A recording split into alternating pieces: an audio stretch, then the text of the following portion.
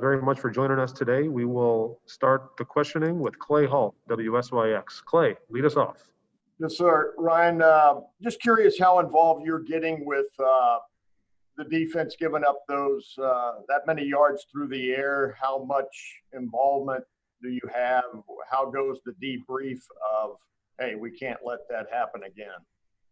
Yeah, we meet every day. Certainly meet on Sunday after the game and go through and, like you said, go through every position group and each player and talk about their performance, and then finish it up and talk about some things schematically, talk about areas of improvement, the whole thing. And so we're in regular conversation. Obviously, my attention and most of my time goes towards the offense, but certainly in constant communication with those guys and making sure we're all on the same page. Anything in particular you want to change? Well, I mean, the glaring issue was the big plays. And one of the things about this defense is that it's designed to avoid big plays. So, if we can get back to that, and that's really the idea of this defense, is to, make you work your way down the field. So, there was a few things there that we got to get fixed. I'd rather not get into too many details at this point, but yeah, we have to get a couple of things changed. Thanks. Yep. All right, next up, Dan Hope, 11 Warriors. Dan. Hey, Ryan, last year you guys basically kind of rolled through the regular season and didn't have a ton of, close games. Does it feel different this year at all, when you're having an issue with the defense in terms of this team needing to overcome a little bit more? Yeah, I think a little bit. There's a lot at play here with everything that's going on. So, yeah, it's very, very different. But the funny thing is there's such a contrast because there's some guys playing really at a high level on our team. And so I really think after 4 games, in a body of work, we can do a great job this week of identifying the issues that are kind of holding us back from pulling away from teams, address them, and get better right here. I was hoping that going into the Maryland game was the same way. We had that week off. And so now, we have this Indiana game on film. So now we got to really spend a bunch of time and make sure that everything we're doing is towards getting better. And I think that's what good teams can do. But there's a lot of good things going on, and I don't think we're that far away. And you've talked a lot about how you need to close out the second halves better. I'm curious, as you go into these next couple games, if you get into a situation where the team is doing really well and you have a big lead, does that need make you more convinced to want to keep your starters in and make sure you can finish out strong, or would it make you want to get those backups in the game? Yeah, it's a good question. I think anytime you can get your guys reps, it makes us stronger. So you definitely want to get those guys in there, but you can't put anything at risk. And this year, like you mentioned earlier, there's just so many crazy things that have gone on. So I've been a little bit more hesitant there, and for good reason, because, we didn't really close the teams out the last couple of weeks that we wanted to. But I think that's also part of our team understanding that we're going to play for 4 quarters, even when we're up big at halftime. And we just got to keep hammering that home. And it was good to see us come out in the second half and start with a drive to score and go up 35-7. But then we got to sustain throughout the entire 60 minutes. Thanks, Ryan. All right, we'll go next to Nathan Baird from Cleveland.com. Nathan. Hey, Ryan. The metrics say the defensive front is creating a lot of pressure. Do they, and you talked about that last week too, and so did some of the players, but do they need to turn that into more sacks and hits to create the influence that your defense needs and maybe take some of the pressure off the back end?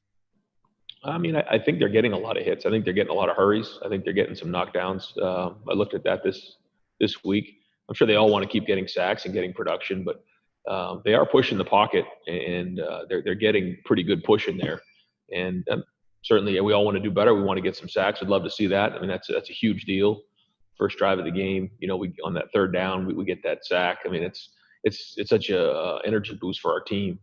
So those guys are continually work on, how they can get more sacks and get to them faster. But I think they're doing a decent job of putting pressure on the quarterback for sure.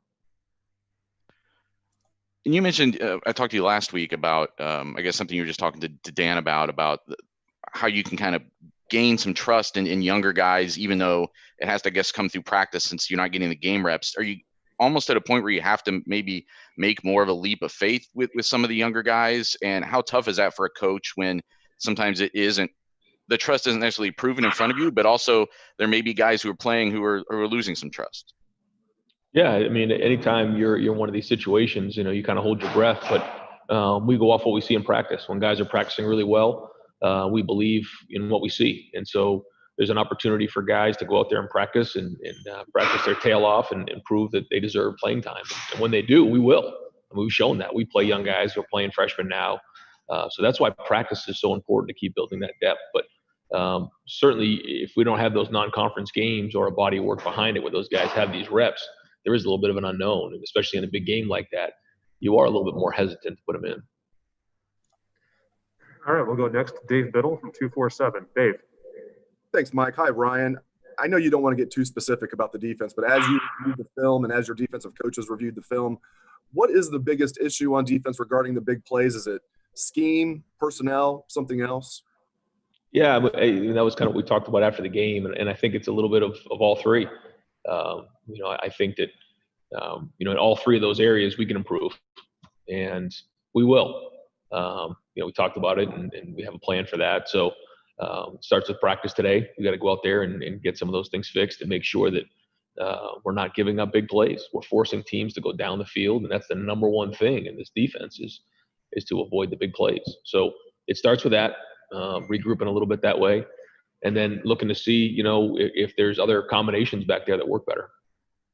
I also want to ask you about replay. This is another thing you touched on after the game. Obviously, it's not supposed to be your responsibility for replay. They're supposed to buzz down on any questionable call, but the replay officials seemed to be a little bit asleep at the wheel on Saturday. There was a fumble that you guys recovered that seemed to be a clear fumble that wasn't reviewed. There was a couple other maybe questionable calls. Have you reassessed your plan in that regard? Again, it shouldn't be your responsibility, but maybe having like a grad assistant who's in charge of telling you, hey, we got to call a timeout here. We got to challenge this, something like that. Yeah, I talk to Kevin all the time, but the hard thing is when there's no replay on the board, there's nothing to go off of. So like in that moment there, I was talking to the official on our sideline and just saying, I can't see it on the board. Kevin didn't have a view of it either. It wasn't being replayed at that time. And so, he said they were reviewing it. He was on the phone with the guy. He said he's looking at it. And I said, do I need to challenge it? He said, no. He looked at it and he said that he's not gonna buzz it. And so at that moment, there was nothing else I could go off of based on what I saw in live, in real time. So I guess I could have called the timeout at that moment, but it happened so quickly and didn't have a view of it on the screen. But typically what we do is, Kevin will be able to give me some information on what he sees up there. And then obviously if we see it up on the board in the stadium, then that gives us a point of view to help make a decision. Thanks, Coach. Yep. All right, we'll go next to Austin Ward, Lettermen Row. Austin. Ryan, can you describe maybe what conversations or film study were like with Justin? You guys sat down and looked at maybe what happened on those interceptions. Yeah. I mean, he was he's his worst critic. He's really hard on himself, and that's what makes him great. He's very, very competitive, and we just talked about in some of those situations not forcing the action, not trying to do too much with it, and in a game like that, we knew that there was going to be big plays. But we also knew that they were going to get home on some things, and you can't make bad plays worse. And that did happen a little bit in the game, and he knows it, and certainly could have done a better job in protection. Certainly could have put him into some better spots coaching wise, and then he also could have made some better decisions just throwing the ball away and ditching it. But that's hard. He's so competitive, and then he also made a bunch of plays with his feet as well. And so that's hard for him to let go sometimes, but that's part of playing quarterback. And I know that he's looking to get better in that area. Is it possible, I don't know if this will make sense, that everything seemingly comes so easily to him, and he's not had a lot of games that were, learning lessons or opportunities, at least not in terms of interceptions or, games that he might not be thrilled about? Is there value in having something like that for him to go through, like a little bit more adversity? Not that he hasn't had none in his career, but just this example. Yeah, I would say as a team and as the head coach, we do not want this to happen. But if we're talking about him individually and his development and his growth, adversity is a very, very good thing. When you look back on the great quarterbacks, when it comes really easy to them and they just roll through with everything, and then the minute they hit adversity, then the things get hard. Anytime you go through some adversity along the way, it really helps in his development. But certainly don't want to see any more of those. All right, thanks, Ryan. Yeah. All right, we'll go next to Doug Lamarice, Cleveland.com. Doug. Hey, Ryan, I'm going to follow up on what Austin asked, because I think these are like among the most fascinating conversations in football, is the idea of a playmaking quarterback like this. And we've talked about it with you so much because you know the plays he can make, right? That's the thing. You know what's there. When you and Justin are going through film like that, like, how much of a debate is it? Is he explaining sometimes, hey, this is what I was thinking. I'm thinking, well, if I can do this and I can get out of here and I can make this great. I'm just so fascinated by what those actual conversations are like between you two.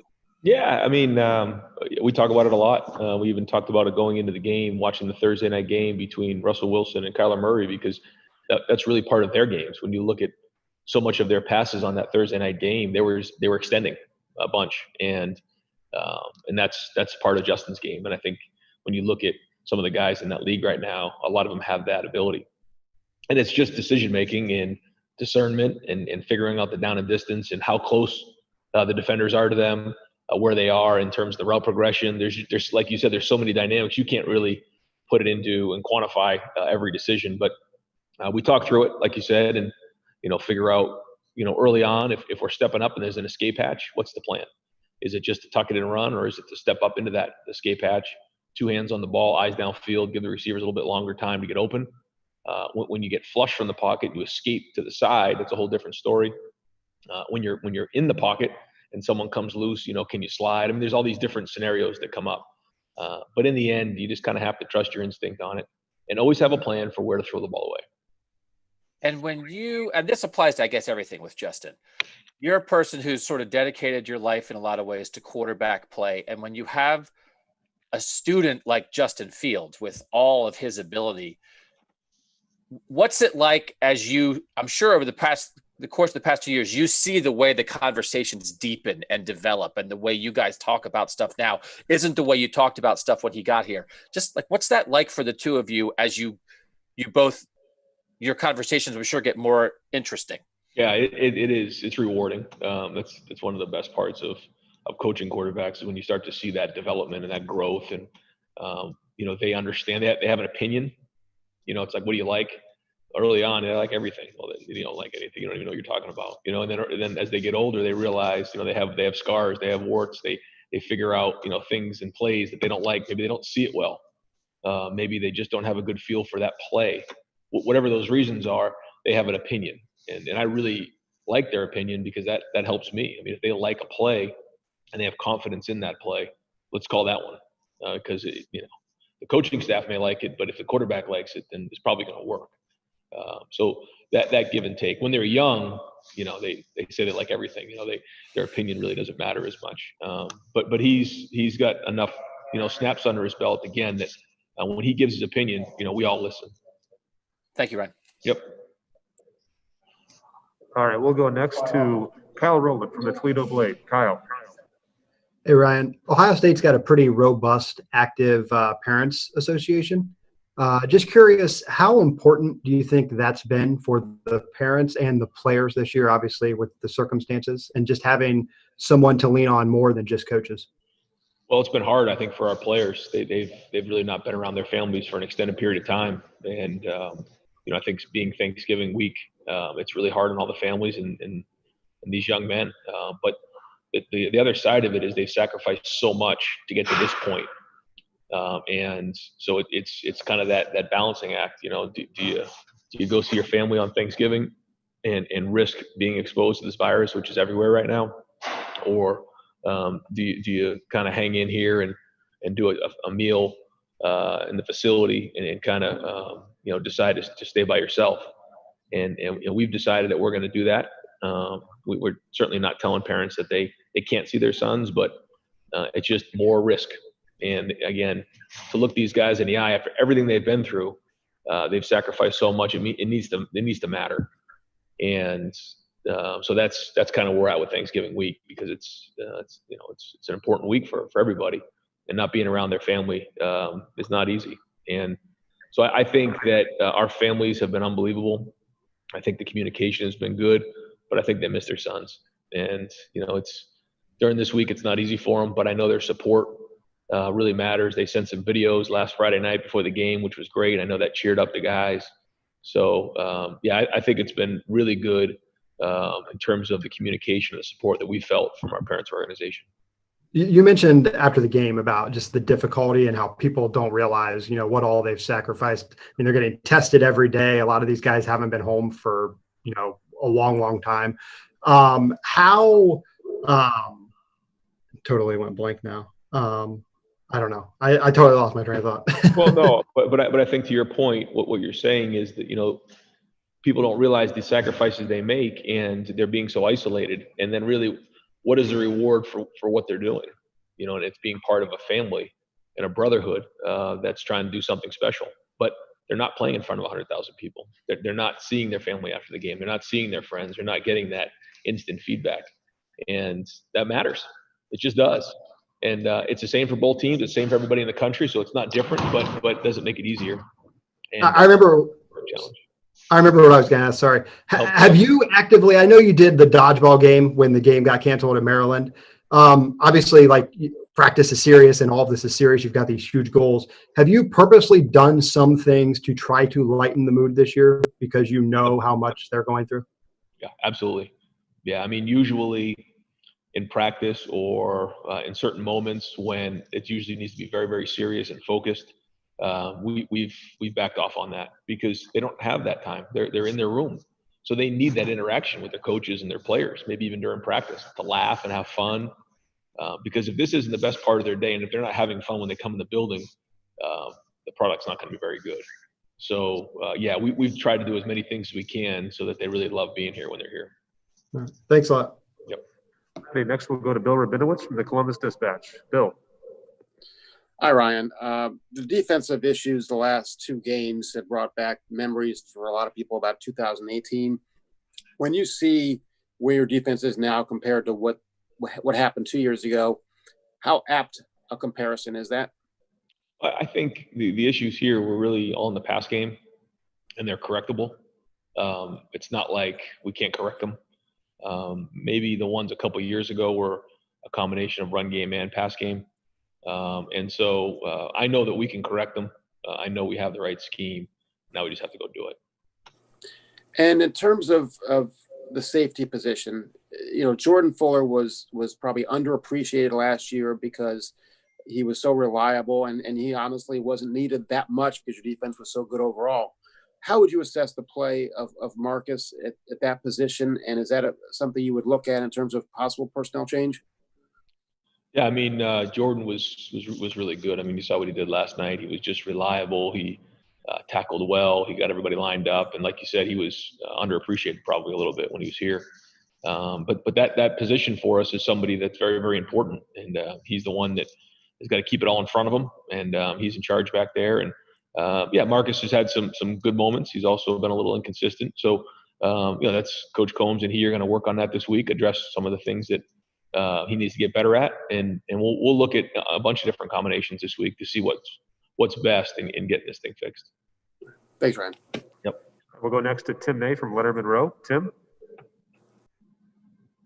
Thank you, Mike. Ryan, I just wanted to ask you a two-part question. Number one, why is it that defenses, do you think, if you look around the country, have had some of these moments, you know what I mean, or halves? I mean, Clemson, right on down the line have had these kind of moments. And then number two, you have the ability in practice to turn what I think is a fire hose on your defense, meaning with your high-powered passing offense, one of the great quarterbacks in the country and great receivers.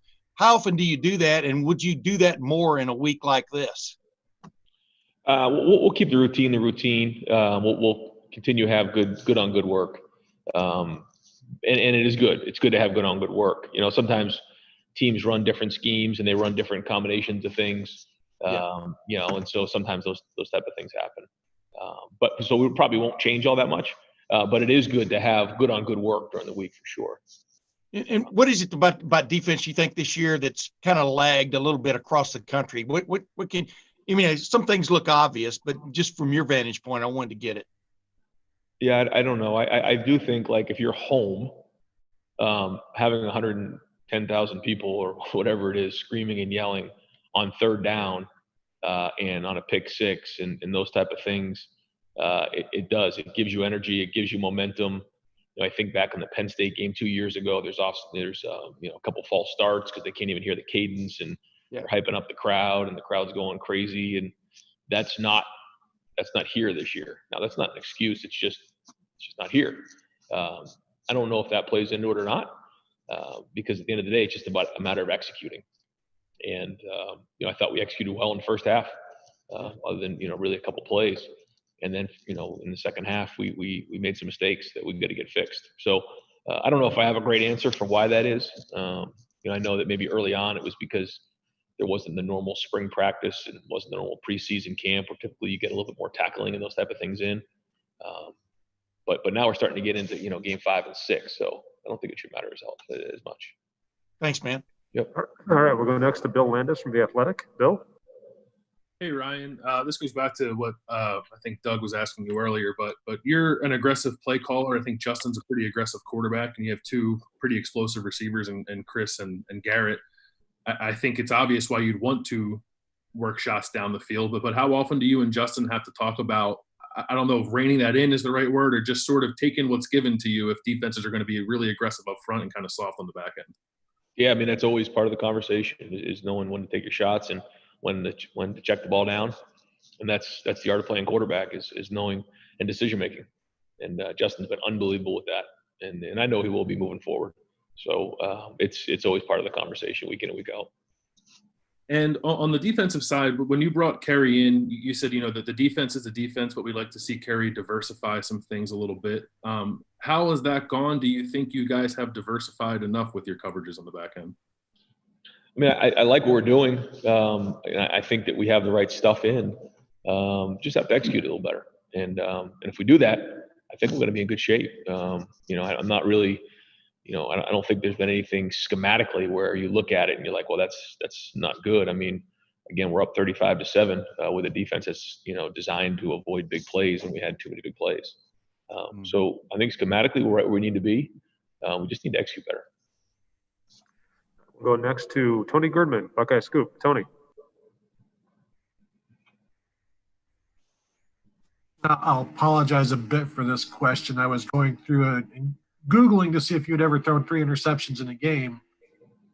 I came across the UMass game, I think your second start in 1999, where you threw 4. And I'm just wondering your thought process, your emotions, and after that game, the days after, and if you've relayed some of those instances to your own players.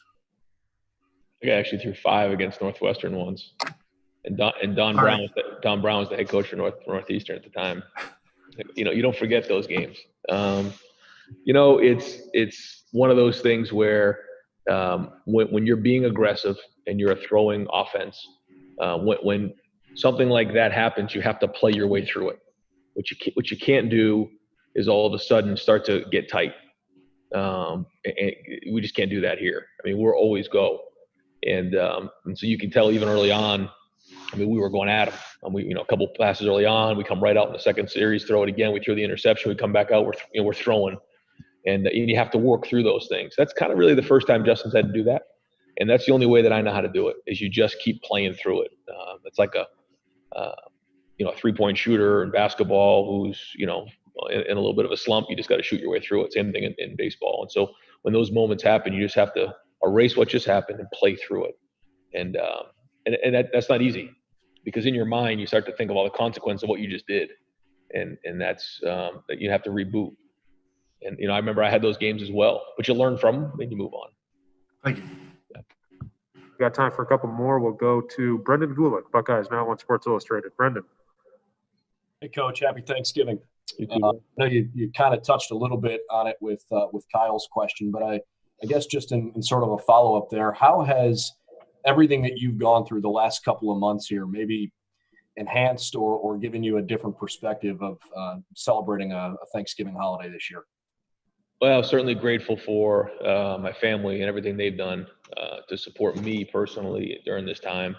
I have not been around much. It's been very difficult on them. It's a major sacrifice.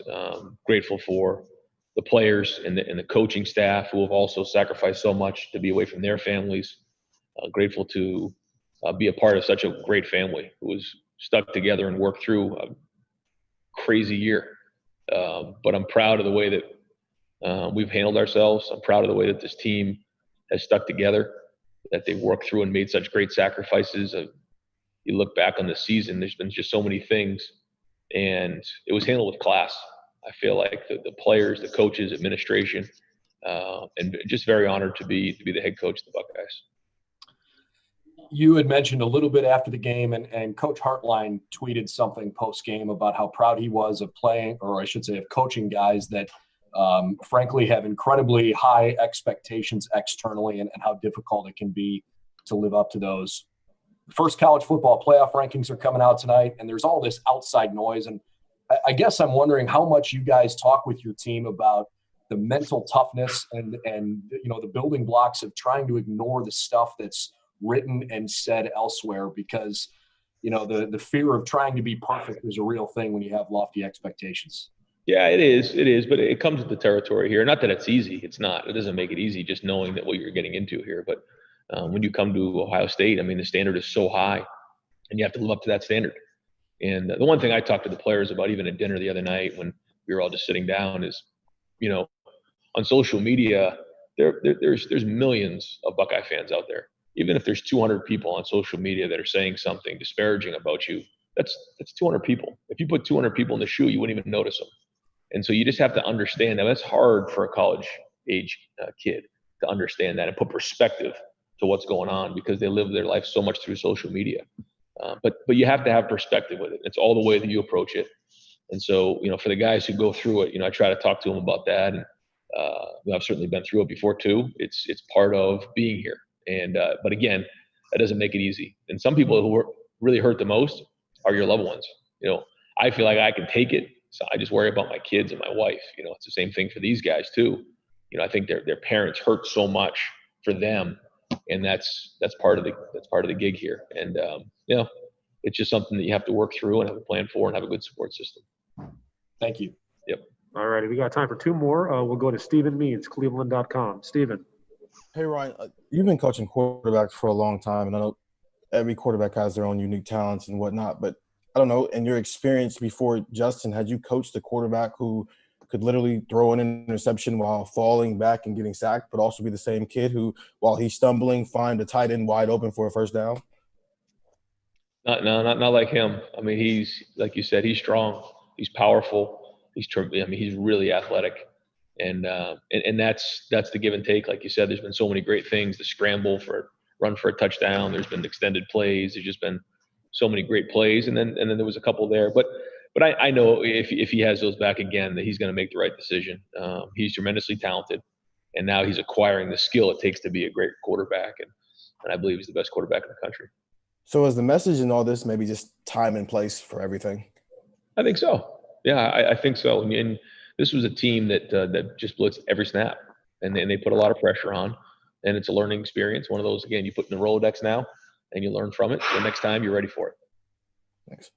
All right, we'll wrap it up with Steve Hellwagon from 247. Steve. Yeah, Coach, you referenced the blitzing, and it seemed like your 2 sacks were products of blitz pressure in some regard. I think Werner cleaned up the second one that Togi kind of collapsed the pocket, and I think Williamson blitzed on the first one, and Cooper got it. And I don't know what percentage you guys blitzed at, but is that something that you guys might consider? And I know there are considerations on the back end, how that impacts your coverage, but is that something you could do to get the quarterbacks, the ball out of quarterbacks' hand a little faster? Yeah. I mean, when you bring pressure and you bring one more guy, it certainly helps. But like you said, there's one less guy in coverage. And we've recruited to a 4-down scheme, and Larry's done such a great job that we've been able to get a rush from those 4-down guys for a long time, and that's who we count on. We have for a long time here, and that was part of the discussion a couple years ago when we took a look at this defense. We wanted to keep that 4-down scheme so that we could get a pass rush with the 4 guys.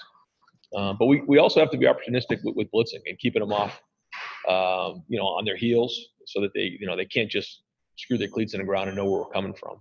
So anytime we can do that to change it up, it's good. I thought when we did blitz, we hit home on some things, and we can clean up our patterns as well. Other thing, the targeting call, they don't make that call And if Indiana goes down and scores, they could potentially win the game. And you would have had a first down at the 2-yard line instead. And secondly, just player safety. I mean, it impacted the outcome of the game, but he could have been knocked out for the season with that hit. I don't know. Just was that part of your conversation at all yesterday that, guys, you need to really be watching the game here and not miss calls like that? Absolutely. That was the first topic of conversation right there. And without getting into too many details, I was very, very upset with that. I don't know how that was missed, but those guys have a tough job and they're trying to figure all that out. And I know that part of it, the last couple of years has been sensitive, but they missed that one. Thanks a lot. Yep. All righty, Coach Day. Thank you very much for your time. Appreciate it. Happy Thanksgiving, guys. Appreciate you. Hope you have a great weekend. Thanks, Coach. Thanks. Thanks, Ryan. Thanks, Ryan. Thanks, Ryan.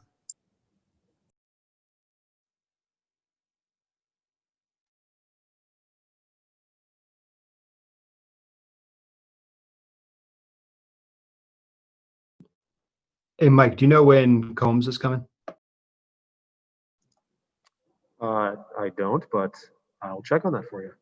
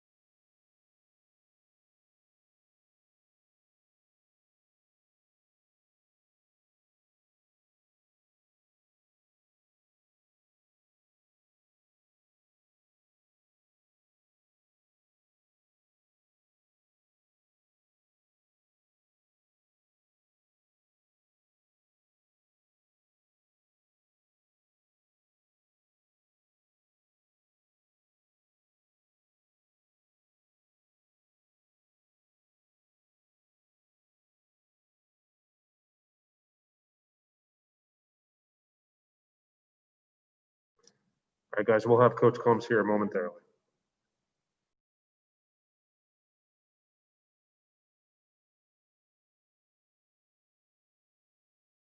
Thank you. And you're live, ready to go there, Coach. Good. Hey, guys. All righty, Coach. Thank you so much for joining us. Good. Before we get started, I want to wish everybody a happy Thanksgiving. I want to make sure that we're all mindful of the time of the year. These kids fighting and straining and clawing and being away from their families and all that. And I'm sure you guys are all experiencing the same thing. So I want to wish all of you guys a very happy Thanksgiving. I'm sure you have a lot of things to be grateful for. I know that I do. And it's a wonderful time of year. So thank you for that.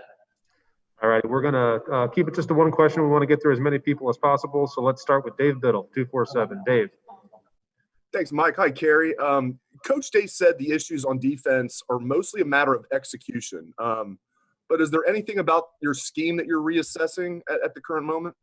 Well, I think that there's constant questions about how we're doing things and things that you're always evaluating what you're doing and how you're doing it. And I think that's exactly what we're doing. So most of the things I would agree with Coach Day are execution based, but we've got to make sure that we're doing things that are going to be the best for everybody that's on the field. Thank you. All right, we'll go next to Joey Kaufman from the Columbus Dispatch. Joey. Kerry, how would you evaluate your pass rush this season? Obviously, you weren't here last year, but it seems last year they were able to get a lot more sacks this year, but the pressure this year has been as good as last year. How would you just kind of put the pass rush up? Yeah, I think we're getting very good pressure. I think that there's we had 28 pressures and 10 knockdowns in the game Saturday. We'd like for those things to finish in more sacks. Obviously, I thought their quarterback did a really nice job in standing in there and getting rid of the ball just before sacks under a lot of pressure, and he was an accurate thrower in those situations. But I think we've got a lot of guys that can rush the passer, and I do think they're putting a lot of pressure on the quarterback. Alrighty, next up, Patrick Murphy, 247. Patrick. Kerry, looking back at some of the big plays, I'm curious what you made of what was going on there. It looked like Marcus a couple times maybe jumped a route that he didn't need to, but your eyes better than mine. What did you see that needs to be fixed on some of those plays in particular? Well, I think that first of all, we have to fix the big plays. There's no question about that. I think that you're not inaccurate at all. I think sometimes we press or look to make a bigger play than what exists for us in the structure of our defense. And it's really important that I do a better job of coaching that and making sure that we all understand we don't need to go necessarily make all the big plays. We need to make sure that we're not chasing something that's not there that creates a big play. Hey, next up, Bill Rabinowitz, Columbus Dispatch. Bill? Yeah, Kerry, when you watched the tape, was it better than you thought it'd be or worse than you thought it would be? It was, well, that's a great question. Those 4 plays in particular are, those are egregious. And so when you watch those, it doesn't make you feel good. There's so many good things, and being ahead 35-7 and being where we've been in all those situations. And there were a lot of really, really good plays. But there's no question that just like all of you, that the focus ends up on those ones that don't go well. And those are the ones that have got all of our attention this weekend and will going forward. And those are fixable errors that have to be fixed. And that's our job. That's my job. Thanks, Kerry, and happy Thanksgiving. Thank you, Bill. Appreciate that. All right, we'll go next to Dan Hope, 11 Warriors. Dan. Kerry, you guys only played 5 players on the back end on Saturday. Is that enough? Are there other guys who need to get in there and, maybe give you guys some different combinations on the back end? Yeah, I think it's a great question. I think that as the season continues to progress, we would certainly like to play more guys and to have more opportunities for guys to play. I've always believed that. And so we're constantly looking for those opportunities to get more guys on the field. Thanks, Kerry. Sure. All righty, we'll go next to Doug Lamarice, Cleveland.com. Doug? Hey, Kerry. Hi, Doug. How you doing, Kerry? Great, thanks. Looking forward to watching Braden on Thanksgiving Day. Hey, good, thank you. Just a specific play, just to help us be smarter and how we analyze this stuff. The deep ball when 7 was in coverage, and Marcus looked like he came up and tried to help on maybe an underneath route where the linebackers were in some coverage. Yep. What should a safety do in that situation? How's the defense designed to work there? Because it wound up that 7 had the guy one-on-one, and once the guy got a step, it kind of was over. Yeah, I think it's a combination of things. I think it's a single high defense. You'd like to have a single high safety in the deep post area. I think something flashed in front of his eyes, and that makes things challenging sometimes, and routes that obviously if we had that play back, we would like to play that differently. I also don't excuse how we played it on the outside. We got to play that better there too. So you're accurate on both counts, but in single high defense, you would like to have that guy back there deeper. Okay, thank you, Kerry. Yep. All righty, we'll go next to Austin Ward from Lettermen Row. Austin. Hey, Kerry. Happy Thanksgiving. Hey, Austin. Thank you. You too. We know that you're going to coach your guys extremely hard, whether you win or lose. One of the things that Coach Day brought up after the game is when you're looking at personnel and scheme, and then the way you're teaching and coaching, like those are the 3 areas you look for improvement. When you're evaluating yourself from Saturday, where do you think what is it you think that you need to do this week? Well, I think I have to do everything better, Austin. I think we have to, obviously, whatever you see on the field is a reflection of what you've taught and how you've taught. And so when any player at any position makes a mistake, that as his coach, you should take that personally, and I do.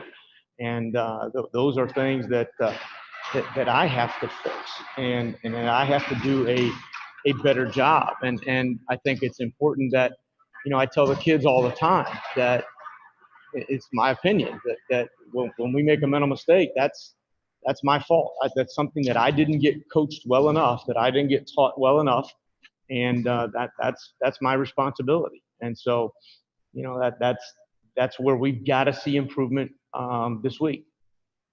Thanks, Kerry. Sure. We've got time for just a couple more. We'll go to Bill Landis from The Athletic. Bill. Hey, Kerry. Hi, Bill.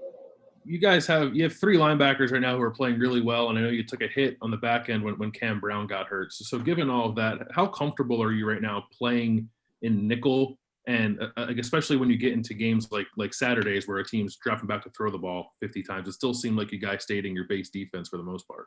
Yeah, I think that was true on second down, Bill. I think on third down we were able to get our third down package on the field, and we're comfortable with that. Played the nickel in second down in the fourth quarter, and so you're right. The 3 linebackers are playing really well. We've tried to manipulate and use some of the similar scheme types of things with that group that we've done with the nickel and the penny package, and so that's because they are playing well. And you do hate to take those guys off the field. So without giving away too many answers or too many secrets, I guess, I would say that those guys are playing well, and we're going to continue to try to enhance what we can do with them. All righty, we got time for 2 more. We'll go first to Nathan Baird, Cleveland.com. Nathan. Hey, Kerry, you talked before the season about having to prepare a lot of guys for the eventualities or kind of the unpredictability of this season. Yep. And both you and Ryan are talking about trying to get more guys on the field, maybe to prove themselves. I'm just wondering, are you getting close to being forced into a situation where you have to take a leap of faith with some of the younger guys? And how tough is that as a coach to do when maybe a guy on the field isn't doing that well, but you haven't necessarily seen another guy get on the field to show you something else? I think it's a great challenge. I think it's a great question, Nathan, because it's easy to sub an interior defensive lineman and let them get experience. It's much harder on the islands of the secondary to do that. And so those are things that that we would like to do, and those are things that when it's 35-7, you would look forward to having that opportunity to do that, and so we're practicing a lot of depth. We're not playing a lot of depth, and some of that is a function of the way these second halves have gone, and so that's something that we would like to be able to do. You're absolutely right, and that leap of faith is a big one. So, that we'll see what happens this weekend.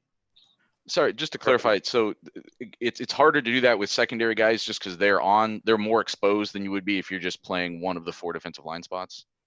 Well, sure. If you're if a defensive lineman steps to the wrong gap on something, then that's one issue. If a secondary player makes a mistake, it can result in points, and that's the bigger area, right? When you're playing the game, you want to make sure that you're protecting the team, and so that's always a reasonable challenge in the back end. And the last question for Coach Coombs, we'll go to Brendan Gulick, Buckeyes Now on Sports Illustrated. Hey, Kerry. Hi, Brendan. Hey, just want to follow up on your response to Patrick Murphy's question. So it sounds to me like both you and Coach Day now have a couple of times alluded to the design of this defense is not to allow big plays. Right. How do you coach guys? How do you walk that fine line of telling guys to pick their spots to be aggressive because you want them to create turnovers, you want them to make big plays defensively without being over aggressive and getting away from the scheme?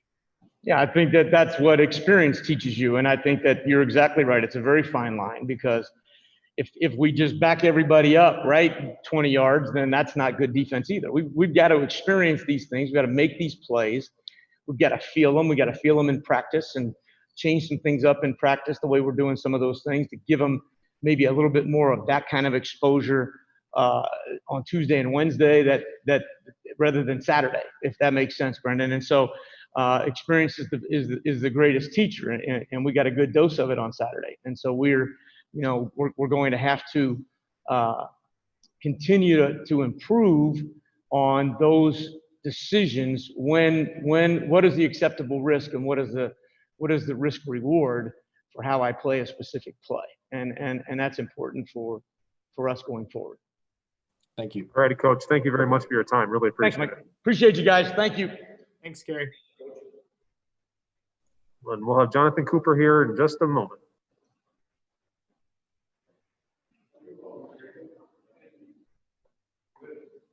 Cool. Yes, sir.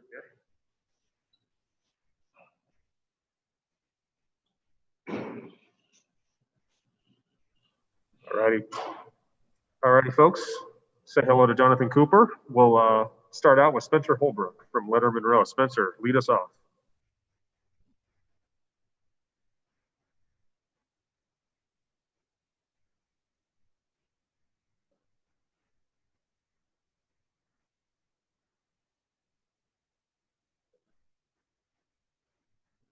Yeah, on the sideline, we want to get there. We want to get the sacks, and after a game, the stats didn't really show what we were doing all game. But during a game, you gotta keep going. You gotta keep getting there, and that's what I tell my guys. Like, keep going. I told him on the sideline, he's gonna break. He's gonna hold on to the ball one of these times. So just keep rushing, and I feel like we just have to keep doing that no matter what goes on throughout the game.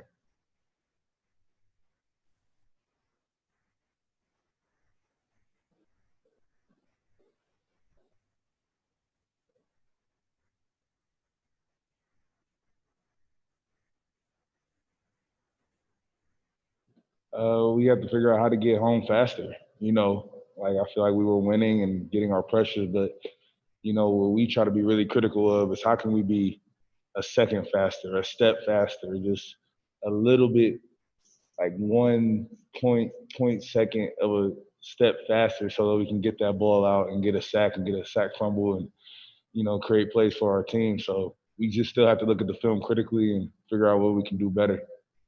All righty, we'll go next to Jared Smalley from WCMH. Jared? I was reading this morning, Pro Football Focus College a third-party group, rated your play this season as the best in the Big Ten. You're the highest graded player in the Big Ten as a defender. And, obviously there's some circumstances there around that, your grade of yourself is what I'm curious about. How you think you have lived up to your own expectations this year, and obviously dealing with the disappointment you had last year, how you feel about what you've been able to put on the field. I feel pretty good. It's hard to answer that right now because you're in it, and I feel like once I'm done, then I'll be back, be able to reflect. But as far as right now, like I'm just focused on what I can do to get better each and every week. Honestly, I feel like I'm playing all right, but I know there's a lot of things in my game I can get better at. I feel like you can get better every single week, and that's my goal. And no matter what anybody says, I'll just try to get better every single week. Keep working hard. All right, we'll go next to Tim May from Lettermen Row. Tim? Thanks, Mike. Jonathon, did the second half on Saturday feel a little bit like 2018 to you? And if not, why not? And if so, why? But then number two, what would be your pep talk to just the secondary, which had some growing pains clearly on Saturday, as you head more into the latter part of this season? Because obviously teams are probably going to go bombs away on you guys, you would think, based on the way things went Saturday. Yeah, I wouldn't say it felt like 2018. This is a completely different team, different coaching and everything. And as far as a pep talk goes, I wouldn't give them a pep talk. I ask my players how they feel. I ask where their mental's at. I ask how their body's feeling. And everybody told me that they were good. And as a defensive lineman who focused on the defensive line, I don't play secondary. I'm not supposed to go there and tell them what they need to do and what they need to fix. I trust my players, and I trust the leaders back there that they're going to get the job done, and that's what you do as a captain. And, I trust that they're going to get the job done. That's it. And the D-line, everybody has to get better, so. Yeah, that's what I meant in your role as a captain. What would be your pep talk, is what I'm talking about there. Yeah, just check in on them, make sure they're okay. As long as they're okay, then I'm good. Thanks, man. All right, let's go next to Kyle Rowland from the Toledo Blade. Kyle? Hey, Jonathon. I know the coaches are trying to keep some things a little lighter this year just with how difficult it's been for you guys. You played the dodgeball game a few weeks ago. What are some of your favorite non-football moments of the season so far? Well, that was definitely one of them. The dodgeball game. It's hard to pinpoint. It's because we spent so much time together. Because you go home and then you have football here. You don't really have a life outside of any of this because we're in a bubble and we have to stay that way. I just enjoy my time that I get with my brothers. Honestly, they're the only reason why, they make this kind of okay. It's hard. It's hard for any young person not to be able to go out and do what you want and just live in this bubble. But I feel like the way my teams handle it has been amazing. I feel like we help each other out with all those areas. Okay, we'll go next to Patrick Murphy, 247. Patrick?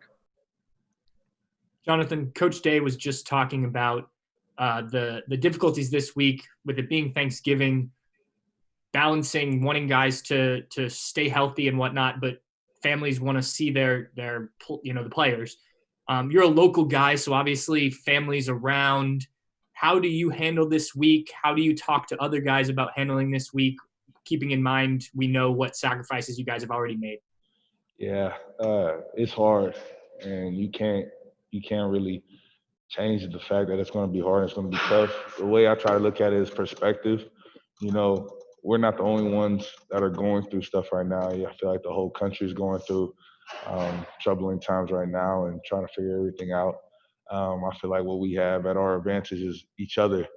I feel like that's a lot more than what some people have. And when you put that in perspective, knowing that we have each other, you realize that it's not that tough or it's not as hard as other people are going through. So we'll be fine. All right, we got time for just a couple more. We'll go to Nathan Baird, Cleveland.com. Nathan. Hey, Jonathan, just curious, the way Tuf Borland is playing this season, his ability to stop the run, what does that mean for the rest of the defense? I mean, I think his play has been amazing this season. I think he's playing the best ball of his career. And he definitely is helping us out in the run. And I just feel like that just means that when it comes to stopping the run, then we have to make sure we stop the passer. And that's our focus, you know. As long as you stop the run, then you get a chance to stop the passer. And I feel like the whole entire defense is responsible for doing that. So that's what we just got to focus on, thanks to Tuf. And final question for Coop. We'll go to Joey Kaufman, Columbus Dispatch. Joey.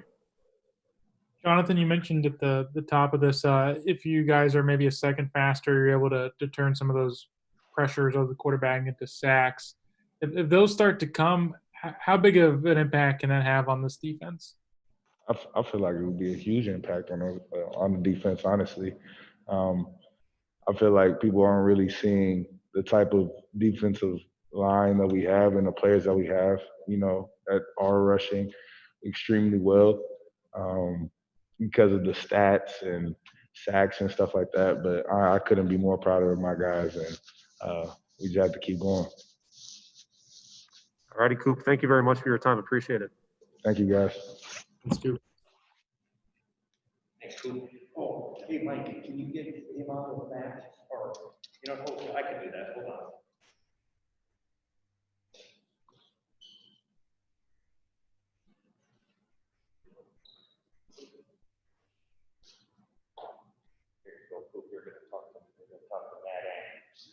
Yep. I'll set it up here, Mike. Yeah. Okay, guys, we're gonna. I'm pulling an end around, a triple reverse sweep because it's Thanksgiving. We're pulling an audible and a triple reverse sweep. So Wyatt Davis had some things come up today, so we're not going to be able to get him, unfortunately. But even better, I've got another offensive lineman that you haven't spoken to in a while. It is Thanksgiving week. This young man has already gotten his own charitable foundation established and approved by the NCAA. It's Paris Johnson. I'll let him talk about it with you, but it all started in high school when he saw homeless veterans and veterans that were less fortunate than others. It started when he saw his school, St. Xavier, played other schools, and he saw kids that had to share helmets or shoulder pads on the sidelines. And he realized that there's, just regular kids just like him that were less fortunate. And so that was kind of the impetus of this. And now his foundation, like I said, it's been approved by the NCAA. And it's starting today. It's going to be delivering turkeys in the city of Cincinnati. They've partnered with a local church to do that. And then from the end of this month until December 20th, they're going to be working on a toy drive. But you don't need to hear that from me. I want you to hear it from Paris Johnson. So he's going to sit down and talk with you guys for a few minutes right now. Paris?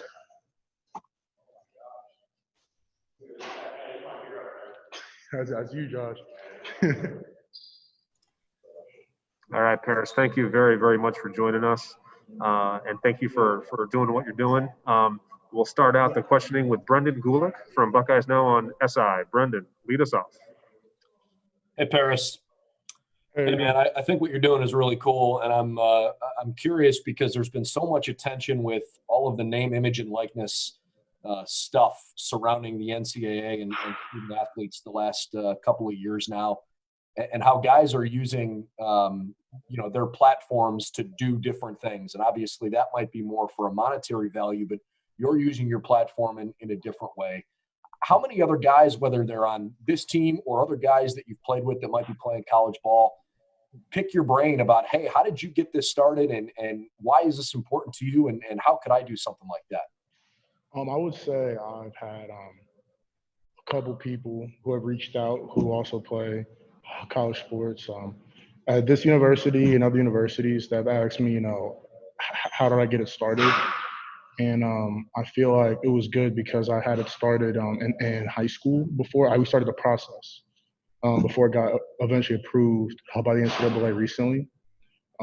But it has like started a conversation like with other people who have had like thoughts about like starting their own and getting it approved, which is a good thing. Good luck to you, man. Happy Thanksgiving. Thank you. Happy Thanksgiving. All righty, we'll go next to Bill Rabinowitz from the Columbus Dispatch. Bill. Yes, Paris. Can you just kind of, Jerry kind of addressed this, but when did this start? What sparked this idea in your mind, and what are your goals in terms of how much you want to distribute? Well, this started for me in high school when I attended an event, a Special Olympics event for disabled veterans, and it was amazing. It was an amazing experience where I got to, just have conversation and just talk about their life experiences and their experiences when they served. And there were some conversations where I'm learning about that there are disabled veterans who are homeless. There are disabled veterans who don't have all the care, and they're not like financially stable to be able to provide for themselves. And I personally felt like, when you serve in general, let alone you're a disabled veteran, there's certain things you shouldn't have to worry about. So, and there are a lot of, and then when I was at St. Xavier High School, I remember we had a scrimmage against a team on the sideline. They were sharing shoulder pads and outdated helmets and whatnot. And I'm thinking I'm playing at a school where you have to think about those certain type of team. Those certain type of things. So for me, it was, it sort of changed my perspective at a young age. That's why I wanted to get it started. Okay. And your goals for this year, how much you want to be able to give back? So for my goals for this year, like right now, what we're working on right now is giving away 71 turkeys today. And we're getting started on a toy drive that's going on from the 30th to December 20th. So that's what we're working on like right now. And with the pandemic and everything that's happening, of course, it's going to set some things back. But right now, we're trying to work towards helping families out in the pandemic. We're trying to bring back a sense of like normalcy. Thanks, Paris, and congratulations for this. Thank you.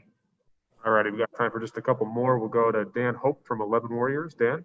Hey, Paris, just wondering what it's been like for you to navigate this first year at Ohio State with everything that's going on and, starting a foundation and, obviously not being able to be around your family and things as it would normally be. I think what's definitely gotten me through this year, like with the pandemic and the foundation, I would say it's just this team, it's become like a family to me because, with me not being able to see my mom and my sister all the time, I've just been around this group, which like Coop said is like a bubble, but it's a good experience because, we're never alone because we're always with each other every day. So I feel like mentally, it helps, and with us just being able to play football is amazing. So being around like these group of guys and these leaders, I feel like that's definitely like gotten, at least, speaking for myself, like it's really helped a lot. What do you think are the biggest ways in which you've grown this year?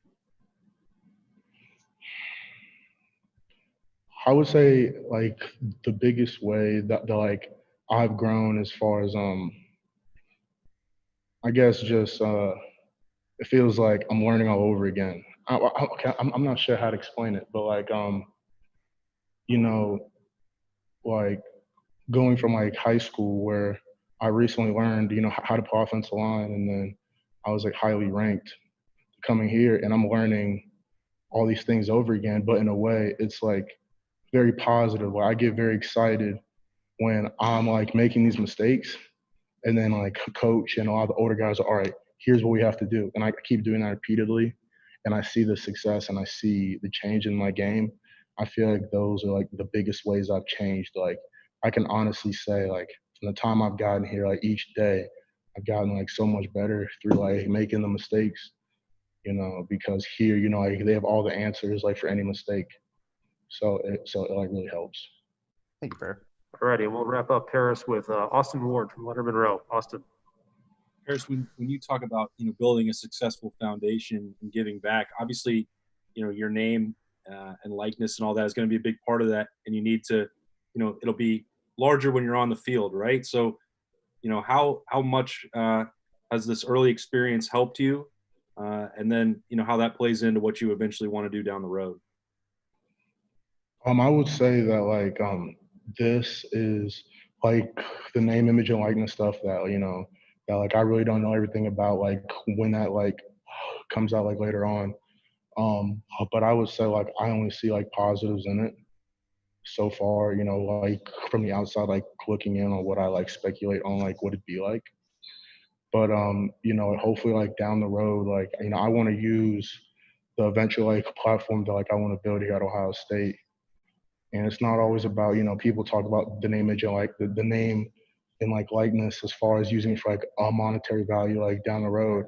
But I'm just excited about using it for different ways for my foundation, as far as because I feel it's a thing that a lot of people can relate to, because I feel in every one of us we all have a passion for veterans. And I feel there's a lot of Buckeye fans. So talking about these experiences with young student athletes, that want to aspire to play at a university like Ohio State, it costs a lot of money to attend all these camps and whatnot, So for my mom, she had to sacrifice a lot, and there's not a lot of parents who can afford to do that, So I feel once the name, image, and likeness stuff comes out, I can be able to spread the word even more on that, so we can help a lot more families out. So I'm excited about doing that. Thanks, Paris. Thank you. All righty, Paris. Thank you very much for your time, and thanks again for everything you're doing. Hey, Paris, what's the name of your foundation? The Paris Johnson Junior Foundation. Thank you. All righty. Thanks you, Paris. Have a great day. Thank you. You too. And we'll have Tuf Borland here for you in just a second.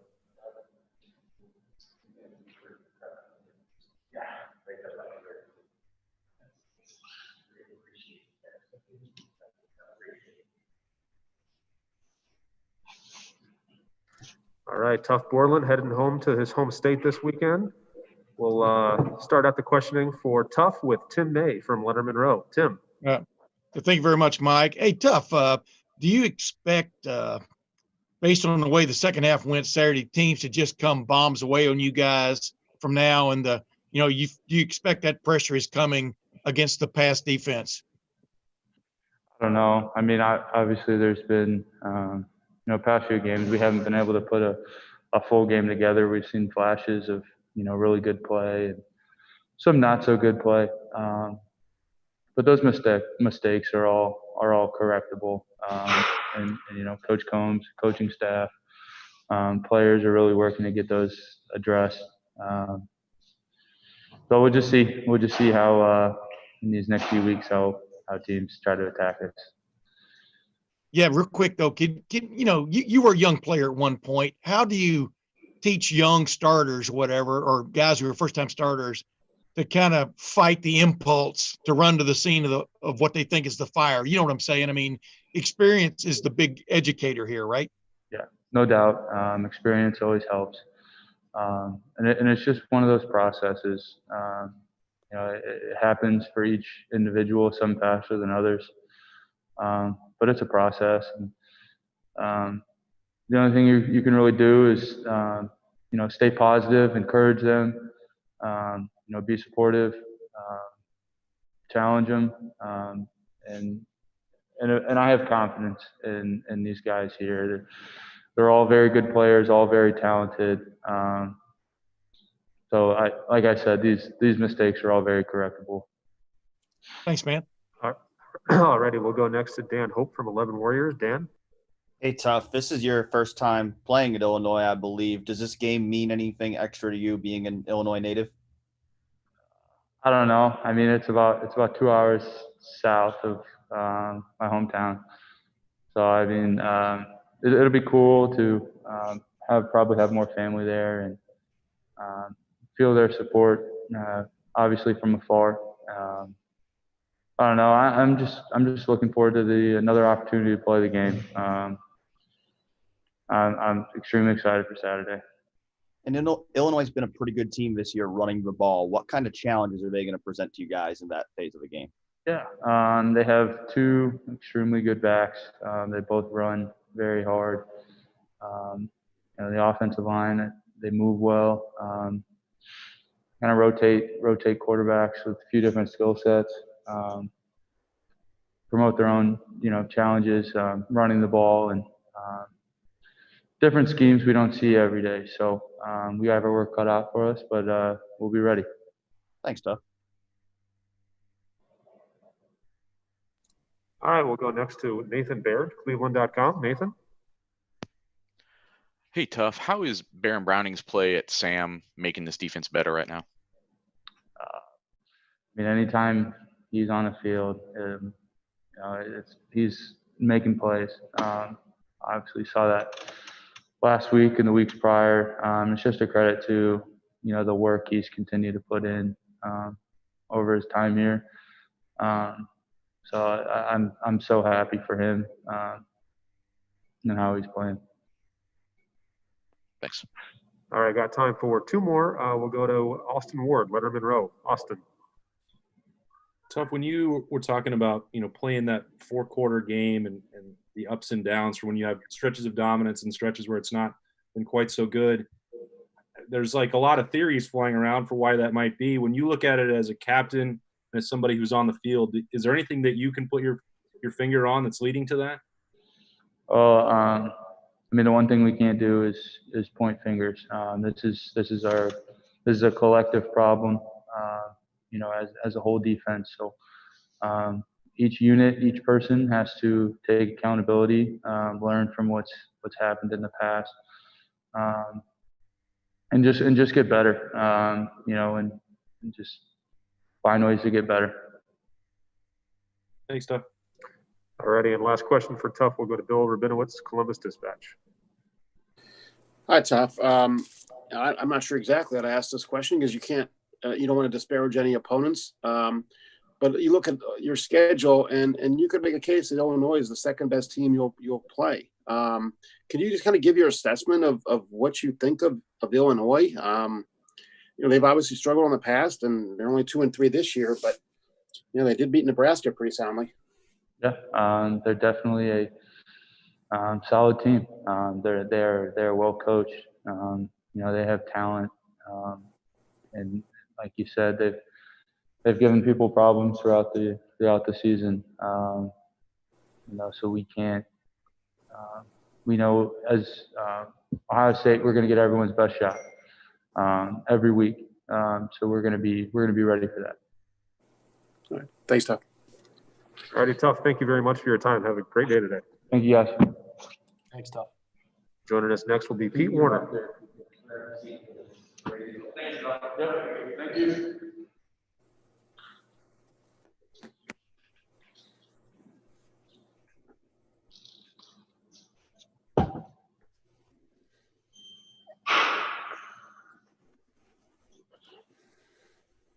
All right, Pete, thank you very much for joining us. We'll start out with Spencer Holbrook from Lettermen Row. Spencer.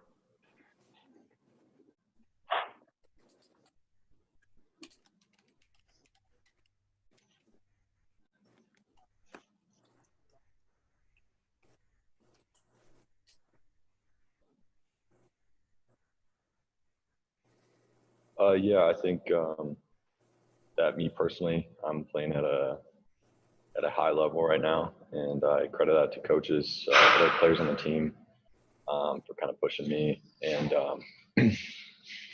just keeping me on the right path. But then again, there's also that side of me that most of you guys probably know is what I kind of just mentioned is not about me, it's about the team. So obviously we gotta focus on our defense, get everything right, and move forward from there. All right, we'll go next to Nathan Baird, Cleveland.com. Nathan? What impresses you the most about the way Tuf Borland's playing right now, and I guess especially in terms of the way he stops the run? I just credit Tuf, the way he comes out to practice, the way he shows up every single day. And the way that he comes and approaches every single day, every single rep, every single week of each game is just incredible. And if you do something like that and you put so much time and effort into little things like that, you're going to see great things on the field. And especially the run. I mean, you never see a run get past us too much in practice, and that's a lot because of him. But yeah, that kid just works really hard, and yeah, he's been playing great. It's great playing with him. All right, all righty. We'll go next to Bill Rabinowitz from Columbus Dispatch. Bill. Yeah, Pete. I kind of know the answer to this or what you're going to say, because I do think that there is a significant difference between this year's defense and 2018's. But the way that the second halves have gone in the last two games, it's kind of brought up some memories. Can you just kind of give your assessment of the difference between this year's defense and the issues you had 2 years ago?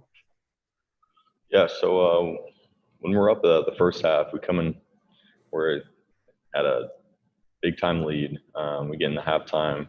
We just need to recognize that we're trying to prove everybody, the whole nation, that we're trying to be the best defense in the country. And I feel like we emphasized that a little bit more last year.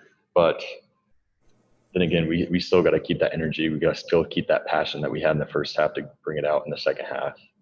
And I'm not saying that we're not. It's just not showing. So we just got to go back through the little things. There's not really an answer to this other than the way that we have been playing. We got to step it up, and we will. But yeah, that's the best thing I can tell you.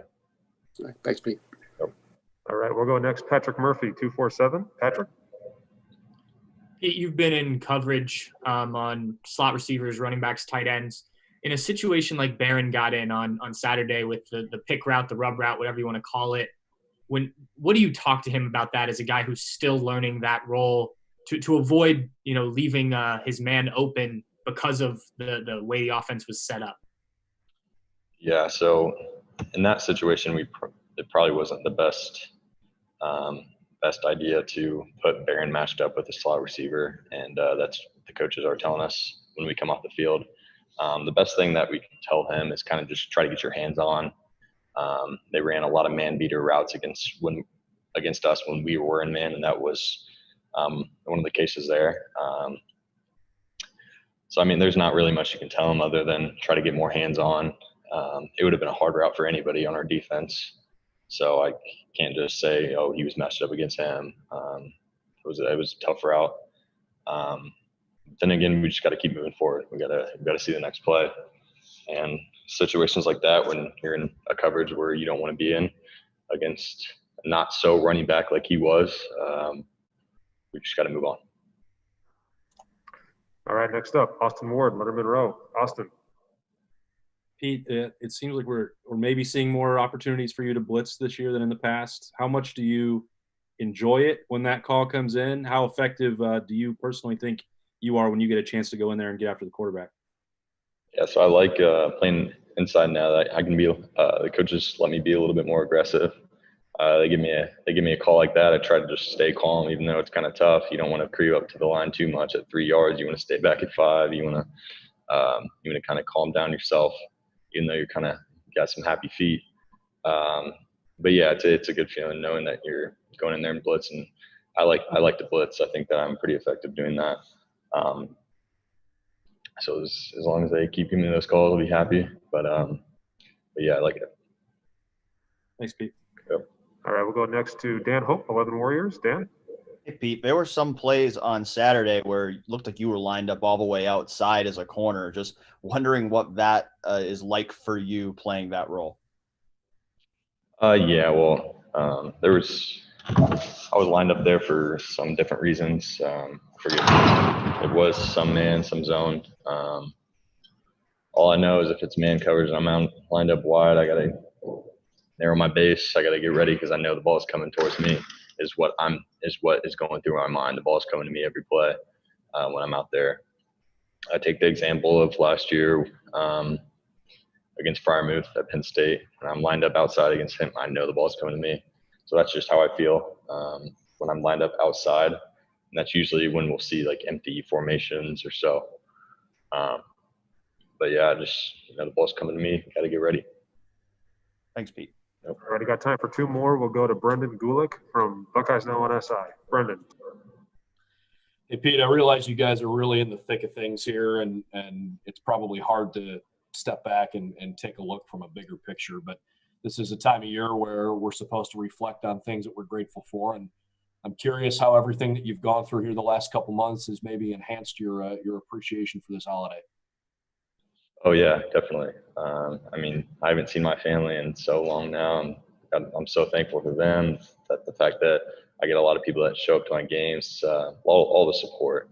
And I'm just thankful that I get a chance to kind of sit and stop thinking about football for a little bit and recognize this holiday and say my thanks to the staff here, my family, and everybody that has helped me along the way. My teammates and their families. It's just a great time to kind of sit back and reflect on the journey of where you are now. But just be thankful for the ones that have helped you along. All right, and we'll wrap up, Pete, with Tim May from Lettermen Row. Tim. Yeah, Peter, I have about 100 questions, but I was going to ask a couple. Number one, based on the way the second half especially went, no matter what a team's modus operandi is going into a week, do you think more teams will try to test whether y'all have fixed your pass coverage situations? Starting even this week. I mean, they've got a big-time receiver in Amater Bebe who's pretty good and a decent quarterback. But what's just sort of your thoughts right now as you prepare for Illinois? Yeah, so when we play the specific defenses, and every other defense across the country knows this, you'll have issues within those defenses. Yeah. And they showed a lot of issues and and we didn't play and respond the way that we should have. So yes, I definitely think we'll see those again. But the way that we practice this week, the way that we need to follow up on our issues that we're given, I hope they give it to us again. I hope they do, because I mean we're going to have it locked up. We're going to do a great week this week, prepping. But I really do. I just hope they give it to us, because it's going to be a dead play for them. Hey, and one other quick thing. You're a big-time leader on this team. And I know it's a knock-on-wood situation from day to day, week to week, but how proud are you of you and your fellow teammates of how far y'all have gotten into this season from the standpoint of keeping, the COVID-19 at bay, so to speak? I mean, just are you amazed a little bit by the success y'all have had in that? And what do you think is definitely behind it more than anything else? Yeah, so I'm very happy and thankful for the way our team has responded to this. I mean, this is the biggest problem there is in college football right now. It's not how powerful one's offense is. It's not. I mean, right now it's truly staying healthy. I got to stay healthy right now. We got to have everybody out in the field so we can go out and compete. And I'm so happy the way that our team has responded. Knock on wood, because then again we still have season to play.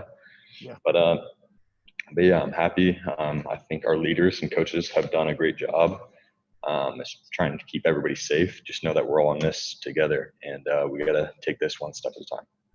Hey, thanks, man. Yep, thank you. All righty, Pete.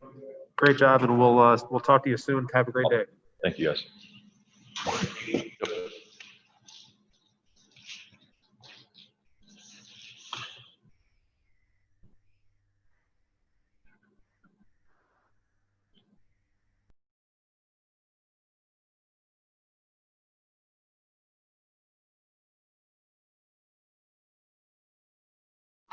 All right, I know you talked to a lot of defensive guys today, so we're going to try to get you a little offense.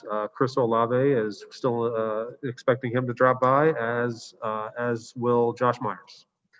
And also impressive today with the good question, great questions. Really in mid-season form, so nice work. It is late September.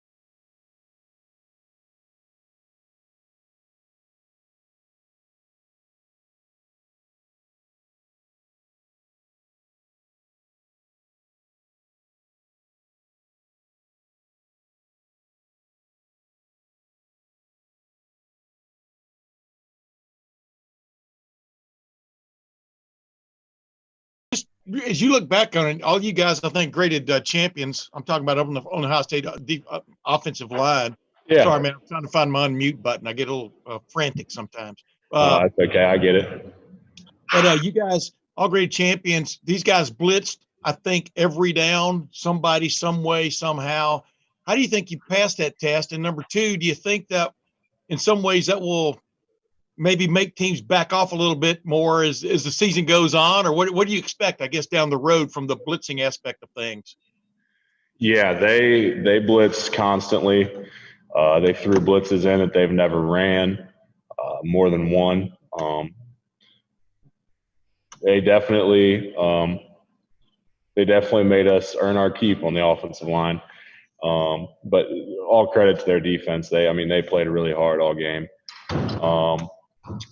I think we did a pretty good job of picking it up, all things considered. A lot of times there were blitzes where they were bringing more people than we had blockers.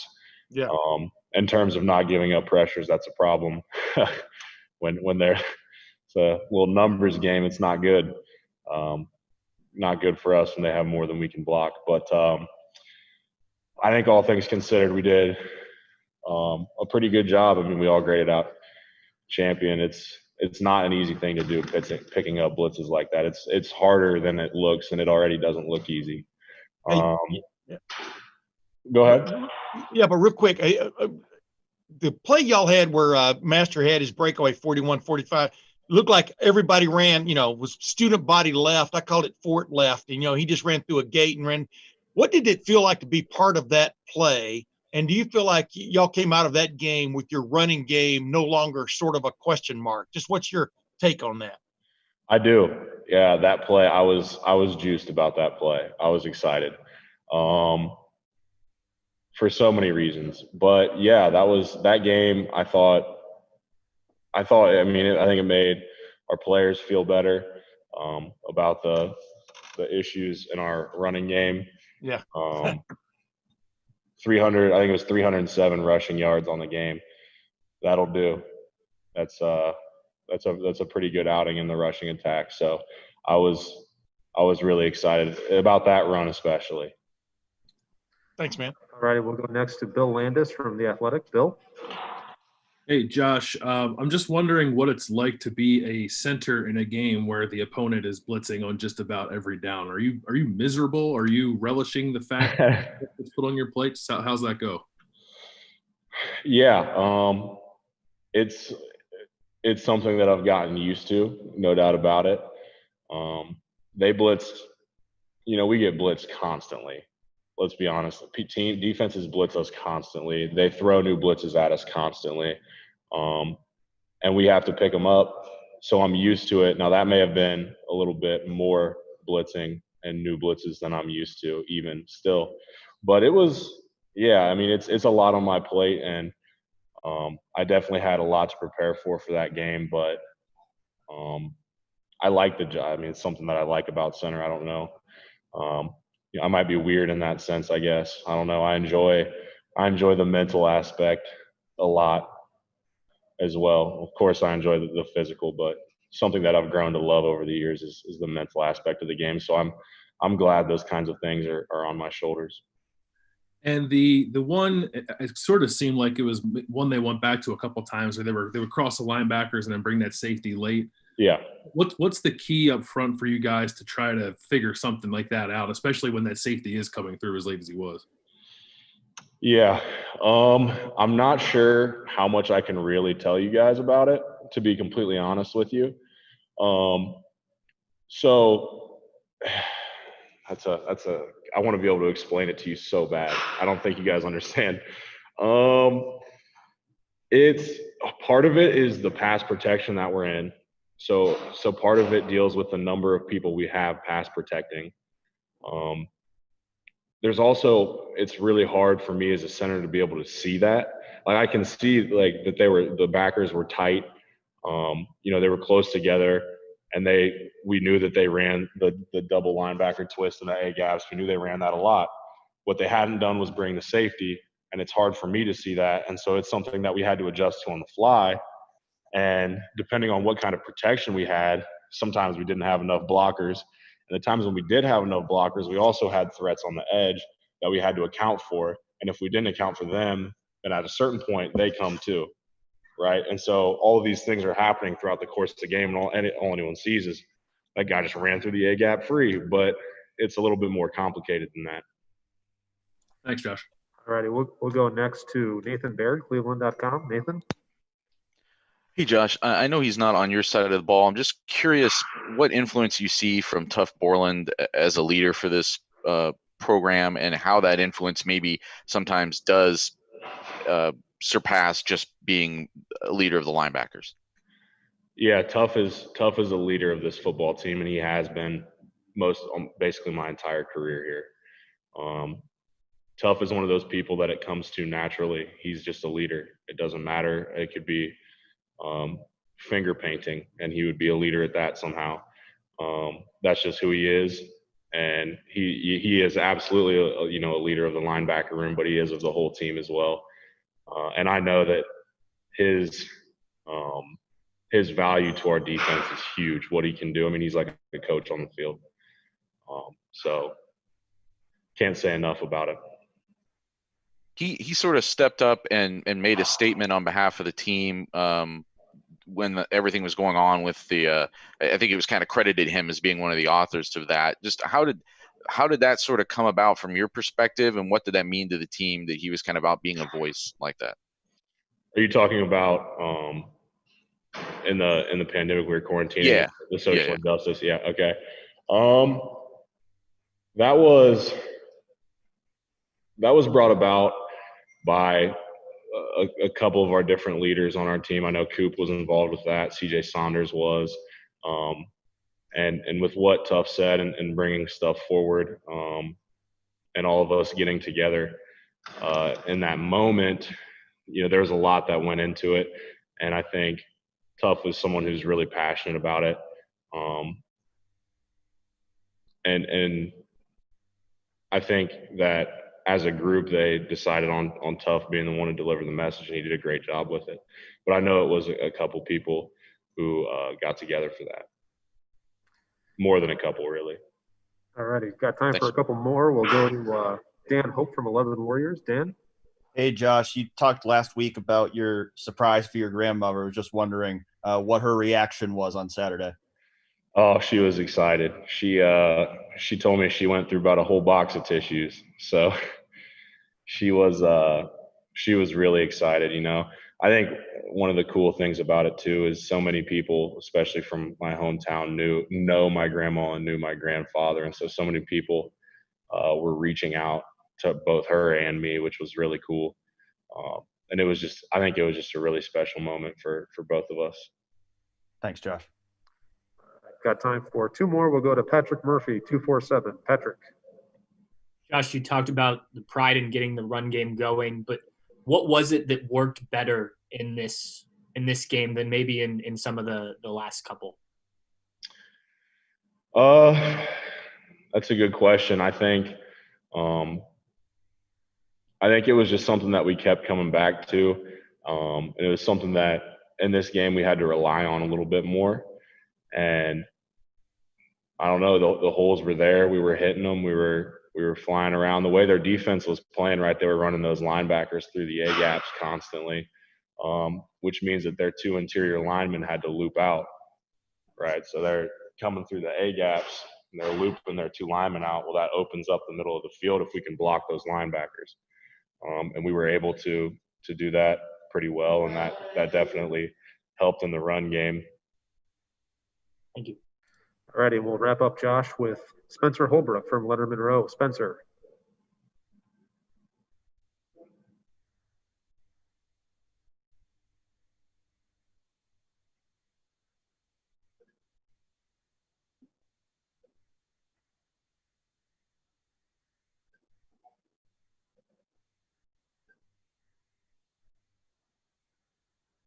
Yeah, I think they did.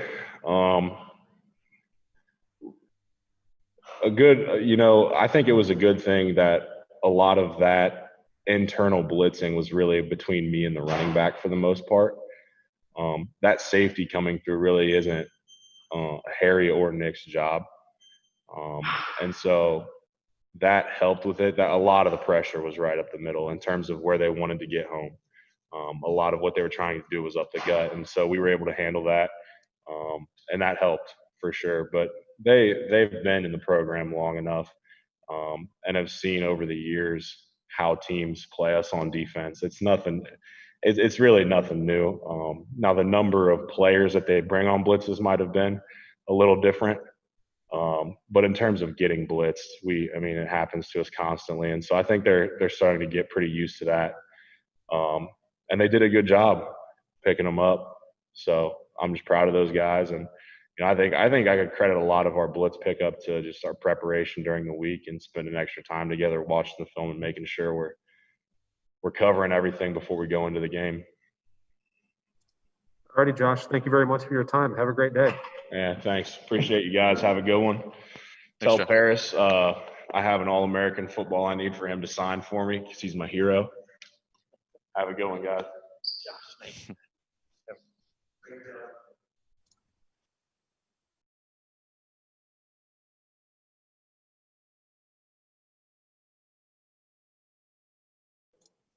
So we're going to wrap it up with Chris Olave here shortly.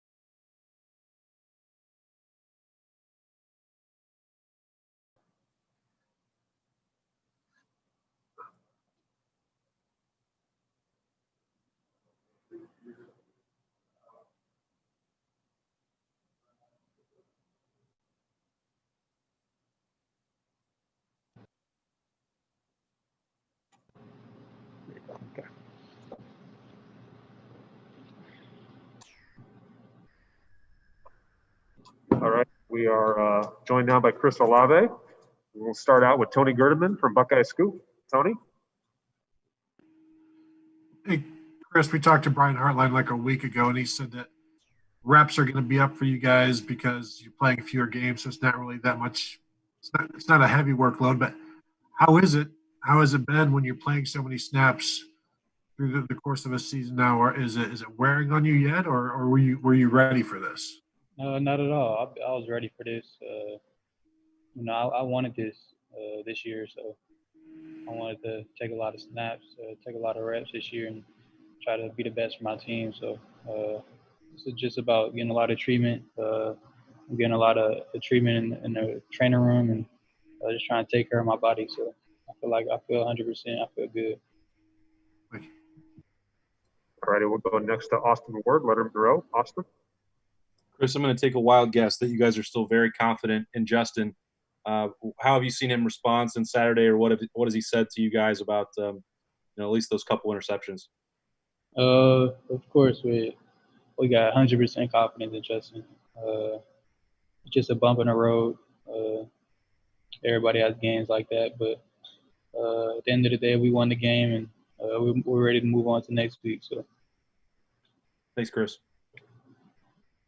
All righty, we'll go next to Brendan Gulick from Buckeyes Now on SI. Brendan? Hey, Chris, happy Thanksgiving, man.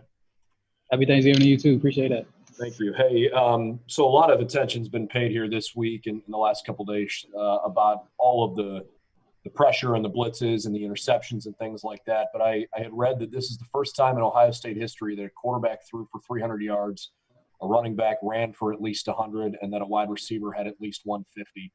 You guys scored 5 offensive touchdowns. You had 600 yards of offense despite all of that chaos. Can you just maybe enlighten us a little bit about the level of pride that you guys take in thriving under, chaotic conditions out on the field like that? It was just an uncomfortable situation. They were just sending a lot of pressure. We had 3 turnovers, which is real unexpected. So we just had to react to it, and I felt like we reacted to it good. I mean, you said we had 600 yards. I feel like it was a well game on the offensive end. We just got to clean up the sacks and the interceptions, and we would have had a good game. So. All righty, we'll go next to Bill Rabinowitz from the Columbus Dispatch. Bill? Yeah, Austin kind of asked my question about Justin, but has he said anything to you guys? Do you sense any kind of reaction from him? I mean, he did throw for 300 yards and touchdowns, but do you sense any kind of reaction from Justin this week? Not at all. I mean, Justin's the hardest critic on himself, so we all know he's gonna bounce back. He has the highest standards for himself, so we're not worried at all about him. We just got to keep getting better this week and perform on Saturday. All right, thanks, Chris. All righty, next up, Joey Kaufman, Columbus Dispatch. Joey? Chris, just to follow up on the last question about Justin, but he hasn't had a lot of games like this where he's come across or he's had to deal with any interceptions, and he's always been a pretty aggressive quarterback. Do you expect that this will affect him in any way, or just he'll kind of be the same guy being aggressive? Yeah, he's going to be the same. Just had a couple of mistakes on a couple of plays, but he's going to bounce back better than ever, and hope you guys believe that too. All righty, we'll go next to Patrick Murphy, 247. Patrick? Chris, Ryan talked about being Thanksgiving week and what you guys have sacrificed this year. Guys aren't seeing their families that might – obviously from California, I know that's not a trip that you necessarily would make back on a regular year, but just how tough is it for guys this year knowing, hey, we're really careful about not seeing family and it being Thanksgiving and whatnot? It's tough. It's real tough. Thanksgiving is for the family. It's a family holiday, so but not having a family around, so it's a sacrifice we have to make for the next couple of months. So not seeing family is tough, especially for me, being all the way from Cali, not having family at the game. But like I said, it's a sacrifice we have to make, and we're all comfortable making it. So. And it sounds like you guys are doing something as a team. Is that correct? That's what I heard. I don't know yet officially. Okay. All righty. Tim May, Lettermen Row. Tim? Yeah, two quickies. Chris, number one, what is it like being part of a tandem receiving group like you and Garrett are? I think y'all combined for 15 or 16 catches again last week. And have you noticed that it's changed a little bit the way teams like play you? You know what I mean? Knowing there are two big-time threats on the field from the wide receiver spots, and, of course, you got the tight ends and the other wide receivers. But just what have you noticed? It's a little bit different maybe this year than last, and maybe there isn't any. Go ahead. I noticed we're not really getting a lot of man. We rarely got man against Indiana.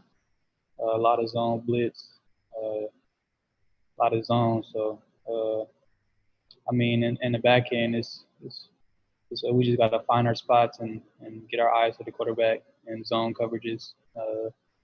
But I feel like we're just building, and we just keep getting better week in and week out. So we just got to keep building on that, and we got some big games coming up. So we just got to keep getting better.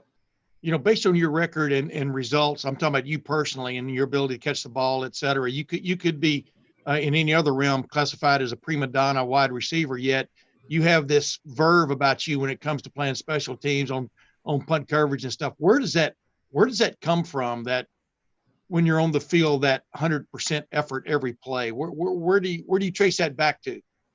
That's just how I was raised. I feel like when I first got here, I had older guys in the room to show me the way, Terry McLaurin and Ferris Campbell, Johnny Dixon. So they set that example, and I just followed it.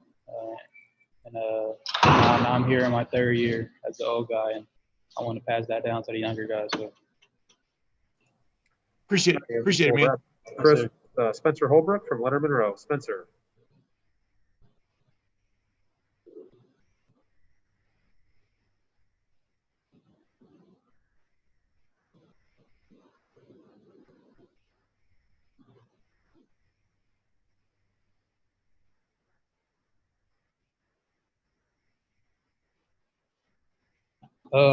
When I'm getting bracketed, I just got to beat the defender that's taking away my route. I feel like the bracket doesn't really matter. Just whoever is taking away my route, wherever direction I'm going. So, but when they bracket me, that opens up things for other guys. So, as long as they're winning, I don't really care about stats. But as long as they're winning, I feel like I'm doing the best thing I can to make us win. So.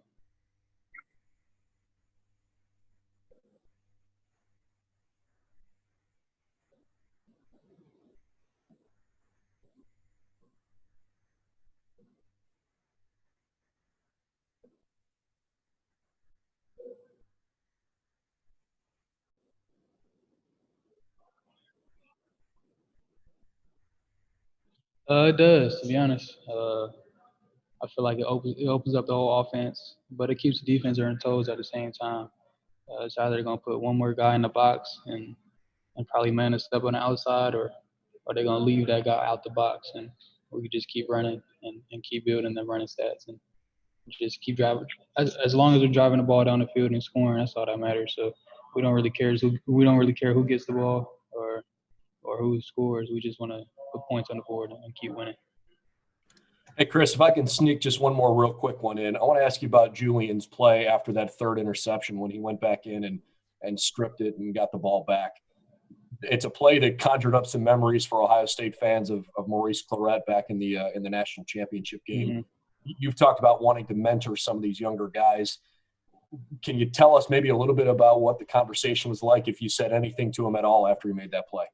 That's a huge play of the game. And, Julian's a big-time player, so big-time players make big-time plays in big-time games. So Julian's a guy that I trust a lot, and I want to see him ball. So making a play like that in a game like that is huge. And that's what he did. So thanks, man. All righty, Chris, thank you very much for your time. Have a great day, and we'll talk to you soon. Appreciate you. You have a good day. Thanks, buddy. I'll text you. Okay, appreciate it. Thank you.